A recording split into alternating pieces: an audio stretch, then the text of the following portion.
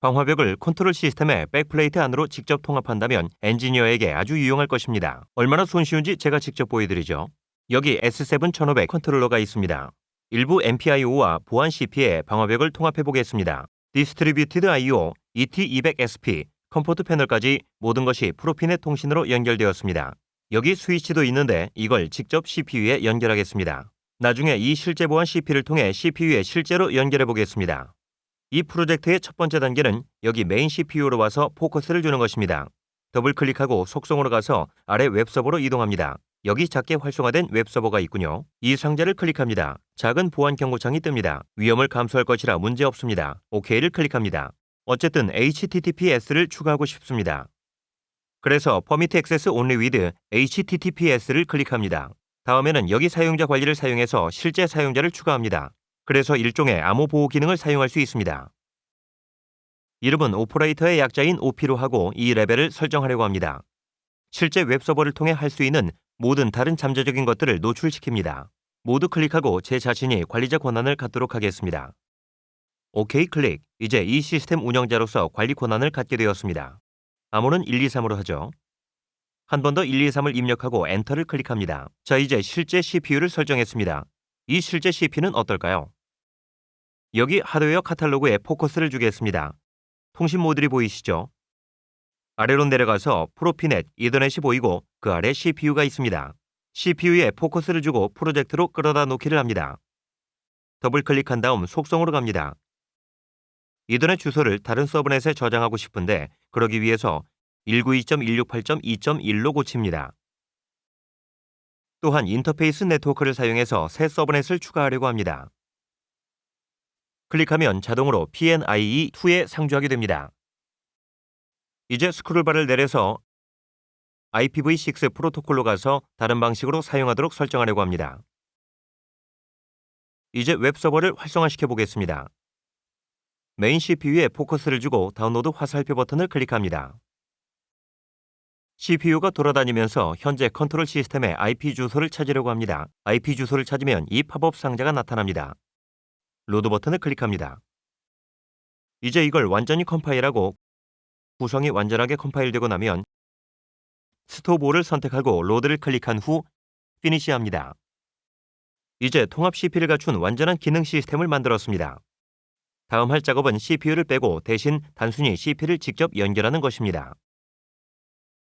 여기 CPU 연결이 있고 이제 실제 CP 직접 연결이 있습니다. 이제 이 방화벽을 통합해야 합니다. 프로젝트로 돌아와서 실제 CP를 더블 클릭하고 내려와서 시큐리티 프로퍼티즈로 갑니다. 소프트웨어에서 사용자 로그인을 실제로 생성합니다. 버튼을 클릭하고 어드민이라는 이름을 추가합니다. 암호는 8자이므로 12345678이라고 하고 암호를 한 번 더 반복합니다. 12345678. 엔터를 클릭합니다. 이제 소프트웨어에 대한 보안으로 로그인하게 해줍니다. 좋습니다. 돌아가서 CP에 포커스를 줍니다. 아래로 내려와 시큐리티로 가면 Activating Security Features라고 불리는 작은 체크박스가 나옵니다. 여기에 체크하고 잠깐 동안 업데이트를 해주고 잠재적인 방화벽 옵션을 불러옵니다. 이제 방화벽 옵션을 불러왔습니다. 방화벽으로 내려가서 Activate Firewall 버튼을 클릭합니다. 상자에 체크하고 S7 프로토콜을 허용해주고 HTTPS와 Security Diagnostics도 허용해줍니다.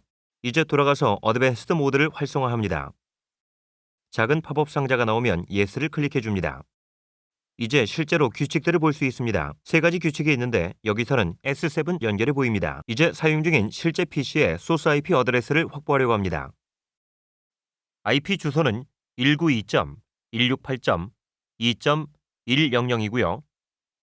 진단용으로 같은 주소를 입력해줍니다. 192.168.2.100. 됐습니다. 새 규칙도 추가하겠습니다. 처음으로 돌아가서 Add New하고 더블 클릭한 다음 드롭하고 스크롤을 이동해서 로그인합니다. 이렇게 하면 이 실제 CPU로 가는 S7 연결에 액세스하고자 했던 다른 틀린 IP 주소가 보입니다. 이제 실제 CP에 포커스를 주고 마우스 우클릭해서 다운로드 투 디바이스를 선택하고 하드웨어 컨피규레이션을 클릭합니다. 그러면 돌아다니면서 이 실제 CP와 IP 주소를 탐색합니다. 대화 상자가 나타나면 연결을 PNIE1에서 다른 서브넷인 PNIE2로 변경합니다. 바꿔보죠. 나가서 탐색을 수행하고 이제 CP를 찾습니다. 찾았군요. 로드를 클릭하고 구성을 컴파일합니다. 로드를 다시 클릭하고 이제 실제로 구성을 로딩하게 됩니다. PC는 실제로 스탑 모드가 됩니다. 끝나면 피니시를 클릭합니다. 자, 이제 이 컨트롤 시스템의 백플레이트에서 완전한 통합 방화벽을 갖추었습니다. 실제로 어떻게 작동되는지 확인해 볼까요? 여기 PC로 돌아와서 IP 주소를 바꿔보겠습니다.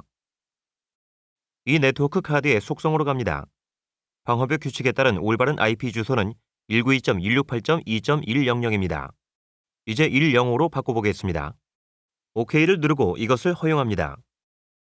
이제 실제로 브라우저를 띄우고 방화벽을 통해 웹서버로 이동해 보겠습니다. CP의 IP 주소를 선택하면 방화벽을 통해 이 웹서버로 직접 액세스하는 것을 볼 수 있습니다. 소프트웨어에서 S7 연결은 어떨까요? CPU에 포커스를 주고 고 온라인을 클릭합니다. 나가서 방화벽을 통해 물리적으로 IP 주소를 탐색합니다. 틀린 IP 주소를 갖고 있기 때문에 실제 CPU에 도달할 수 없습니다. 돌아가서 이 PC에 연결된 정확한 IP 주소로 변경해 보겠습니다. 다시 100으로 돌아갑니다. OK를 클릭합니다. 소프트웨어로 돌아가 CPU에 포커스를 주고 고 온라인을 클릭합니다. 이걸 확인하는 방법은 소프트웨어 상단의 오렌지 막대와 실제 하드웨어 카드 자체에 작은 체크 표시가 나타나는지 확인하는 겁니다. CP에 포커스를 주고 마우스 우클릭해서 온라인 앤 다이어그노스틱스로 갑니다. 나가서 CP 자체용 실제 진단 주소를 찾습니다. 시큐리티로 가고 패킷 필터 로그로 가서 클릭합니다. 이제 다른 대화 상자가 나타나고 어떤 잠재적 IP 주소가 CPU에 액세스를 시도했는지 실제로 볼 수 있습니다. 작은 스탑 리딩 버튼이 보이죠? 클릭해 줍니다. 돌아다니면서 파일을 읽는 거죠. 이제 실제 CPU에 액세스하기 위해 사용하려고 했던 잘못된 105 웹 주소를 확인할 수 있습니다. 이런 게 바로 엔지니어링의 효율성이죠.